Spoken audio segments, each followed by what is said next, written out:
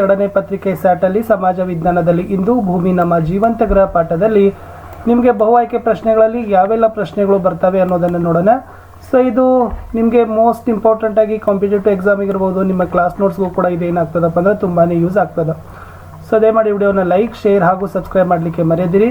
ಇದೇ ಥರದ ವಿಜ್ಞಾನದಲ್ಲಿನೂ ಕೂಡ ನಾವು ವಿಡಿಯೋಗಳನ್ನು ಪೋಸ್ಟ್ ಮಾಡ್ತಾ ಇದ್ದೀವಿ. ಅವುಗಳನ್ನು ಲಿಂಕನ್ನು ವಿಡಿಯೋದ ಡಿಸ್ಕ್ರಿಪ್ಷನ್ ಬಾಕ್ಸ್ನಲ್ಲಿ NMMS ಪರೀಕ್ಷೆ ವಿಜ್ಞಾನ ಮತ್ತು NMMS ಪರೀಕ್ಷೆ ಸಮಾಜ ವಿಜ್ಞಾನ ಅಂತಲೇ ಎರಡು ಪ್ಲೇಲಿಸ್ಟ್ ಲಿಂಕ್ ಇದ್ದಾವೆ, ಅವುಗಳನ್ನು ಒತ್ತಿ ನೋಡಿ.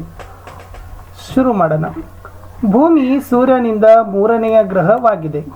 ಅಂದರೆ ಈ ಸೌರಯುಗದಲ್ಲಿನ ಗ್ರಹಗಳಲ್ಲಿ ಭೂಮಿಯಲ್ಲಿ ಮಾತ್ರ ಜೀವಿಗಳನ್ನು ಹೊಂದಿದ್ದಾವೆ. ಅಂದರೆ ಈ ಭೂಮಿ ಎಲ್ಲ ಬಗೆಯ ಜೀವಿಗಳ ವಾಸಸ್ಥಾನ. ಇಲ್ಲಿ ಸಸ್ಯಗಳು, ಪ್ರಾಣಿಗಳು ಮತ್ತು ಮಾನವ ಜೀವಿಗಳು ಸಹಿತ ಇದ್ದಾವೆ.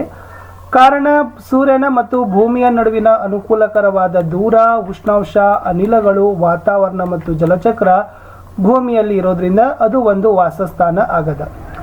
ಈ ಭೂಮಿಗೆ ವಿಶೇಷವಾಗಿರ್ತಕ್ಕಂಥ ಹೆಸರುಗಳಿದಾವೆ. ಅದನ್ನು ಜೀವಂತ ಗ್ರಹ, ವಿಶಿಷ್ಟ ಗ್ರಹ, ಜಲಾವೃತ ಗ್ರಹ ಹಾಗೂ ನೀಲಿ ಗ್ರಹ ಅಂತಲೂ ಕೂಡ ಕರೀತಾರೆ.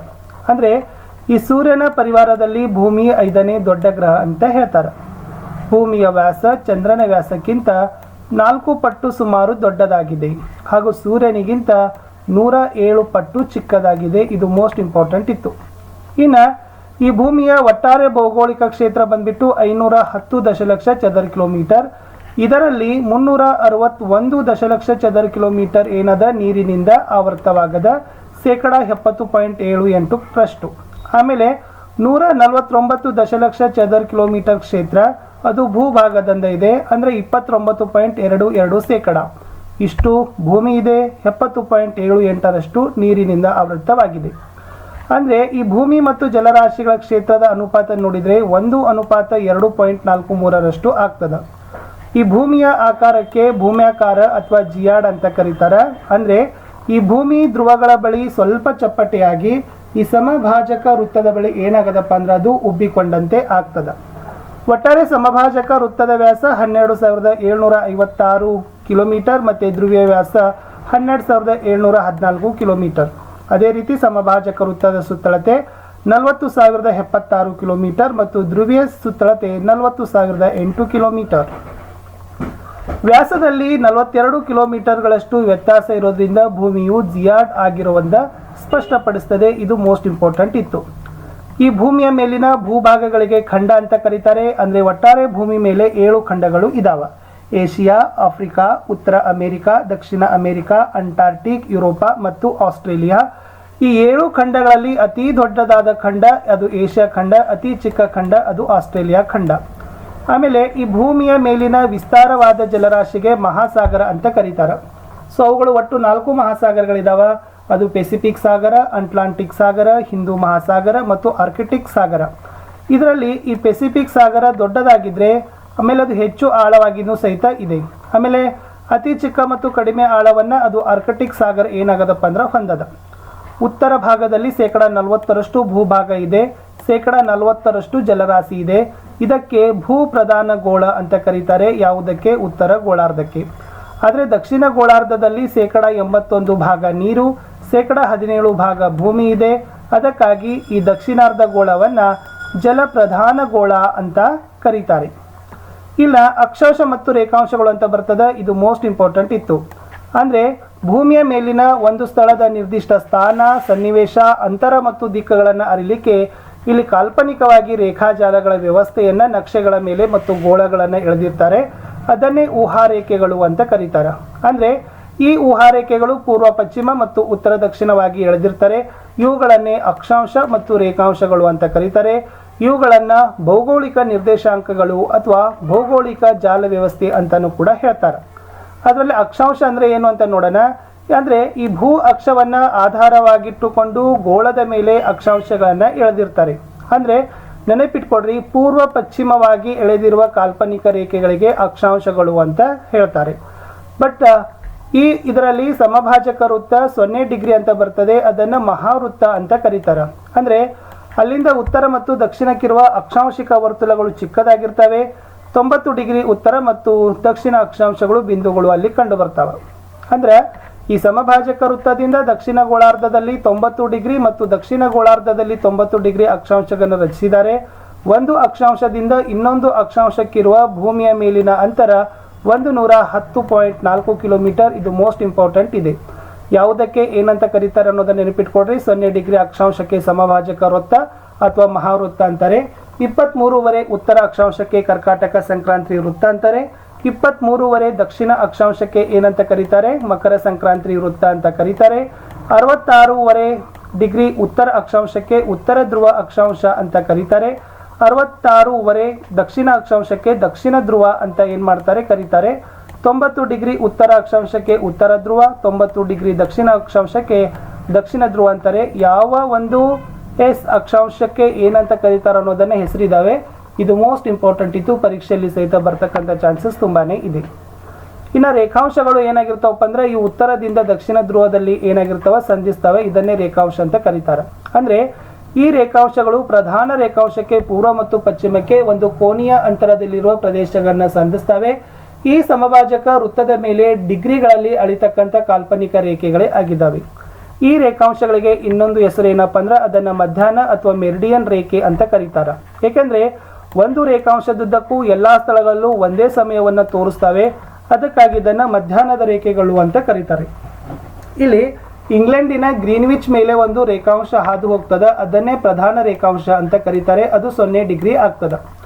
ಅಂದ್ರೆ ಈ ಗ್ರೀನ್ವಿಚ್ ರೇಖಾಂಶದ ಪೂರ್ವಕ್ಕೆ 180 ಮತ್ತೆ ಪಶ್ಚಿಮಕ್ಕೆ 180 ರೇಖಾಂಶಗಳು ಇದ್ದಾವ. ಒಟ್ಟು 360 ರೇಖಾಂಶಗಳನ್ನ ಎಳೆದಿರ್ತಾರೆ.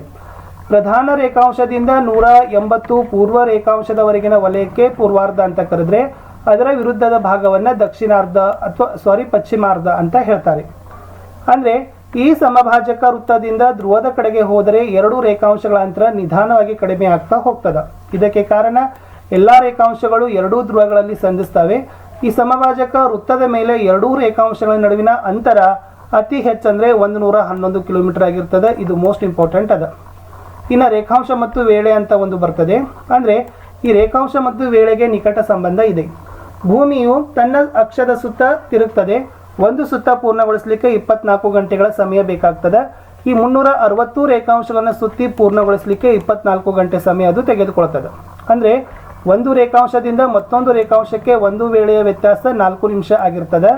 ಪ್ರತಿ 15 ರೇಖಾಂಶಗಳಿಗೆ 1 ಗಂಟೆ ಅಥವಾ 60 ನಿಮಿಷ ಬೇಕು. ಇಲ್ಲಿ ನಾವು ಪಶ್ಚಿಮದಿಂದ ಪೂರ್ವದ ಕಡೆಗೆ ಚಲಿಸುವಾಗ ವೇಳೆ ಹೆಚ್ಚಾಗ್ತದೆ. ಆಮೇಲೆ ಪೂರ್ವದಿಂದ ಪಶ್ಚಿಮದ ಕಡೆಗೆ ಚಲಿಸಿದಾಗ ವೇಳೆ ಕಡಿಮೆ ಆಗ್ತಾ ಹೋಗ್ತದೆ. ಇದು ಮೋಸ್ಟ್ ಇಂಪಾರ್ಟೆಂಟ್ ಇದೆ, ನೆನಪಿನಲ್ಲಿ ಇಟ್ಕೊಡ್ರಿ. EGA ಅಂದ್ರೆ ಈಸ್ಟ್ ಗೇನ್ ಆ್ಯಡ್ ಅಂತಾರೆ. WLS ಅಂದ್ರೆ ವೆಸ್ಟ್ ಲಾಸ್ಟ್ ಸಬ್ಸ್ಟ್ರಾಕ್ಟ್ಸ್ ಅಂತ ಕರೀತಾರೆ. ಇದು ಮೋಸ್ಟ್ ಇಂಪಾರ್ಟೆಂಟ್ ಇತ್ತು. ಇನ್ನು ಸ್ಥಾನಿಕ ವೇಳೆ ಅಂತ ಬರ್ತದೆ. ಅಂದ್ರೆ ಒಂದು ಸ್ಥಳದ ಸ್ಥಾನಿಕ ವೇಳೆಯನ್ನ ಆ ಸ್ಥಳದ ರೇಖಾಂಶ ಅಥವಾ ಸೂರ್ಯನ ಸ್ಥಾನಕ್ಕನುಸಾರವಾಗಿ ಹೇಳ್ತಾರೆ. ಈ ಸ್ಥಾನಿಕ ವೇಳೆ ಆ ಸ್ಥಳದ ಸ್ಥಳೀಯ ರೇಖಾಂಶ ಅದರಲ್ಲೂ ಸ್ಥಳೀಯ ಮಧ್ಯಾಹ್ನದ ರೇಖೆ ಮೇಲೆ ಆಧಾರ ಆಗಿರ್ತದೆ. ಆ ಸ್ಥಳದ ಮೇಲೆ ಸೂರ್ಯನ ಕಿರಣ ನೇರವಾಗಿ ಬಿದ್ದರೆ ಮಧ್ಯಾಹ್ನ 12 ಗಂಟೆ ಅಂತಾರೆ. ಆ ಮಧ್ಯಾಹ್ನ ರೇಖೆ ಹಾದು ಹೋಗ್ತಕ್ಕಂಥ ಎಲ್ಲಾ ಸ್ಥಳಗಳಲ್ಲೂ ಒಂದೇ ಸ್ಥಾನಿಕ ವೇಳೆ ಇರ್ತದೆ. ಪ್ರತಿ ರೇಖಾಂಶ ತನ್ನದೇ ಆದ ಸ್ಥಾನಿಕ ರೇಖೆಯನ್ನು ಅದು ಹೊಂದಿರ್ತದೆ. ಇಲ್ಲಿ ಪ್ರಮಾಣ ವೇಳೆ ಅಂತ ಬರ್ತದೆ. ಅಂದ್ರೆ ಈ ಸ್ಥಾನಿಕ ವೇಳೆ ಸ್ಥಳದಿಂದ ಸ್ಥಳಕ್ಕೆ ವ್ಯತ್ಯಾಸವನ್ನ ಇರ್ತದೆ. ಪ್ರತಿಯೊಂದು ಸ್ಥಳ ತನ್ನದೇ ಆದ ಸ್ಥಾನಿಕ ವೇಳೆ ಅನುಸರಿಸೋದ್ರಿಂದ ಸಾಕಷ್ಟು ಗೊಂದಲಗಳನ್ನ ಹೊಂದಿರ್ತದೆ. ಅಂದ್ರೆ ದೇಶದ ಎಲ್ಲಾ ಭಾಗಗಳಲ್ಲೂ ಒಂದೇ ಸಮಯ ಇತ್ತಂದ್ರೆ ಅದನ್ನ ಏನಂತ ಕರೀತಾರೆ? ಪ್ರಮಾಣಿತ ವೇಳೆ, ಸ್ಟ್ಯಾಂಡರ್ಡ್ ಟೈಮ್ ಅಂತ ಕರೀತಾರೆ. ಇದೊಂದು ನೆನಪಿಟ್ಕೊಂಡ್ರೆ ಸಾಕು. ಅಂದ್ರೆ ಭಾರತದಲ್ಲಿ 82 ಪೂರ್ವ ರೇಖಾಂಶವನ್ನ ನಮ್ಮ ದೇಶದ ಮಧ್ಯದ ರೇಖಾಂಶ ಅಂತ ಕರೀತಾರೆ. ಇದು ಉತ್ತರ ಪ್ರದೇಶ ರಾಜ್ಯದ ಪ್ರಯಾಗ್ ನಗರದ ಮೂಲಕ ಹಾದು ಹೋಗ್ತದ. ಭಾರತದ ವೇಳೆ ಈ ರೇಖಾಂಶ ನಿರ್ಧರಿಸೋದ್ರಿಂದ ಇದನ್ನ ಭಾರತದ ಪ್ರಮಾಣ ವೇಳೆ, ಇಂಡಿಯನ್ ಸ್ಟ್ಯಾಂಡರ್ಡ್ ಟೈಮ್ ಅಂತ ಕರೀತಾರೆ. 82 ಪೂರ್ವ ರೇಖಾಂಶಕ್ಕೆ ಎಲ್ಲಿ ಉತ್ತರ ಪ್ರದೇಶ ರಾಜ್ಯದ ಪ್ರಯಾಗ ನಗರದ ಮೂಲ ಹಾದು ಹೋಗಿದೆ. ಅಂದ್ರೆ ಇದು ಗ್ರೀನ್ವಿಚ್ ರೇಖೆಗಿಂತ 5 ಗಂಟೆ 30 ನಿಮಿಷ ಮುಂದೆ ಇದೆ. ಇಲ್ಲಿ ವೇಳಾ ವಲಯಗಳು ಅಂತ ಒಂದು ಬರ್ತದ. ಅಂದ್ರೆ ಪ್ರಪಂಚದ ಕೆಲವು ರಾಷ್ಟ್ರಗಳಲ್ಲಿ 45ಕ್ಕಿಂತ ಹೆಚ್ಚು ರೇಖಾಂಶಗಳನ್ನ ಹಾದು ಹೋಗೋದ್ರಿಂದ ಒಂದು ಭಾಗದಿಂದ ಮತ್ತೊಂದು ಭಾಗಕ್ಕೆ 3 ರಿಂದ 4 ಗಂಟೆ ವ್ಯತ್ಯಾಸ ಆಗ್ತದ. ಇಲ್ಲಿ ಒಂದೇ ಪ್ರಮಾಣ ವೇಳೆ ಅನುಸರಿಸಲಿಕ್ಕೆ ಬರೋದಿಲ್ಲ. ಆದ್ದರಿಂದ ಇಡೀ ರಾಷ್ಟ್ರವನ್ನ ಕಾಲ ವಲಯಗಳನ್ನಾಗಿ ವಿಂಗಡಿಸಿದ್ದಾರೆ. ಒಟ್ಟು 24 ವೇಳಾ ವಲಯಗಳನ್ನ ಇದೆ. ಪ್ರತಿ ವೇಳಾ ವಲಯಕ್ಕೆ 1 ಗಂಟೆ ಮಾತ್ರ ಏನಾಗ್ತದಪ್ಪ ಅಂದ್ರೆ ವ್ಯತ್ಯಾಸವನ್ನ ಕಾಣ್ತೀವಿ. ವಿಸ್ತಾರವಾದ ರಾಷ್ಟ್ರಗಳಲ್ಲಿ ಅನೇಕ ರೇಖಾಂಶಗಳು ಏನಾಗಿರ್ತಾವಪ್ಪ ಅಂದ್ರೆ ಹಾದು ಹೋಗಿರ್ತಕ್ಕಂಥ ಕಾರಣದಿಂದ ಹೆಚ್ಚು ವೇಳಾವಲಯ ಇರ್ತವೆ. ರಷ್ಯಾ ದೇಶದಲ್ಲಿ 11 ವೇಳಾವಲಯ, USA ಮತ್ತು ಕೆನಡಾದಲ್ಲಿ 7 ವೇಳಾವಲಯ, ಆಸ್ಟ್ರೇಲಿಯಾದಲ್ಲಿ 3 ವೇಳಾವಲಯಗಳಿದಾವೆ. ಇದು ಮೋಸ್ಟ್ ಇಂಪಾರ್ಟೆಂಟ್ ಇತ್ತು. ಇನ್ನು ಅಂತಾರಾಷ್ಟ್ರೀಯ ದಿನಾಂಕ ರೇಖೆ ಅಂತ ಬರ್ತದೆ, ಇದನ್ನು ಇಂಟರ್ನ್ಯಾಷನಲ್ ಡೇಟ್ಲೈನ್ IDL ಅಂತ ಕರೀತಾರೆ. ಅಂದ್ರೆ ಈ ಪ್ರಪಂಚದ ವೇಳೆಯ ಸಮಸ್ಯೆಯನ್ನು ಮೊದಲು ಪ್ರಮಾಣ ವೇಳೆಯಿಂದ ನಂತರ ವೇಳಾ ವಲಯದಿಂದ ಪರಿಹಾರವನ್ನು ಮಾಡ್ತಾರೆ.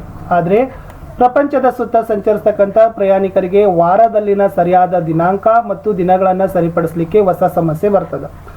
ಆದ್ದರಿಂದ ಗ್ರೀನ್ವಿಚ್ ರೇಖಾಂಶದ ವಿರುದ್ಧ 180 ಡಿಗ್ರಿ ರೇಖಾಂಶದ ಮೇಲೆ ಪ್ರಪಂಚ ಪರ್ಯಟನೆಯನ್ನು ಮಾಡ್ತಾರೆ.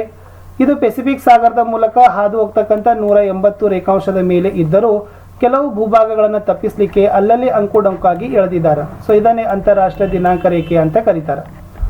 ಇನ್ನು ಹಡಗು ಮತ್ತು ವಿಮಾನಗಳಲ್ಲಿ ಪ್ರಯಾಣ ಮಾಡೋದ್ರಿಂದ ರೇಖೆಗಳನ್ನು ದಾಟುವಾಗ ಪ್ರಯಾಣಿಕರು ದಿನಾಂಕ ಮತ್ತು ದಿನವನ್ನು ಬದಲಾಯಿಸಿಕೊಳ್ತಾರೆ.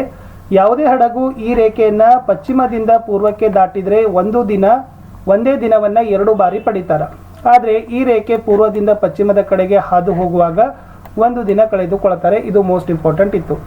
ಇಷ್ಟಿತ್ತು ಭೂಮಿ ನಮ್ಮ ಜೀವಂತ ಗ್ರಹದಲ್ಲಿ NMMS ಪರೀಕ್ಷೆ ಆಗಿರ್ಬೋದು ಮತ್ತು ಕಾಂಪಿಟೇಟಿವ್ ಎಕ್ಸಾಮ್ ಆಗಿರ್ಬೋದು, ನಿಮ್ಮ ತರಗತಿಗೆ ಯಾವೆಲ್ಲ ಒಂದು ನೆನಪಿಟ್ಕೊಳ್ಬೇಕಾಗಿರೋದನ್ನು ನೋಟ್ಸನ್ನು ನಾನು ನಿಮಗೆ ಕೊಟ್ಟಿದ್ದೀನಿ. ವಿಡಿಯೋನ ಲೈಕ್, ಶೇರ್ ಹಾಗೂ ಸಬ್ಸ್ಕ್ರೈಬ್ ಮಾಡಲಿಕ್ಕೆ ಮರೆಯದಿರಿ. ಭಾಳಷ್ಟು ವಿಡಿಯೋಗಳನ್ನು ನಮ್ಮ ಯೂಟ್ಯೂಬ್ ಚಾನಲ್ನಿದ್ದಾವೆ, ದಯಮಾಡಿ ತಾವುಗಳನ್ನು ಲೈಕ್, ಶೇರ್ ಮಾಡಲಿಕ್ಕೆ ಮರೆಯದಿರಿ ಅಂತ ಹೇಳ್ತಾ ಎಲ್ಲ ವಿಷಯಗಳನ್ನ ವಿಡಿಯೋಗಳನ್ನು ನೋಡಿ ನಿಮ್ಮ ಎಕ್ಸಾಮ್ ಚೆನ್ನಾಗಿ ಬರೀರಿ.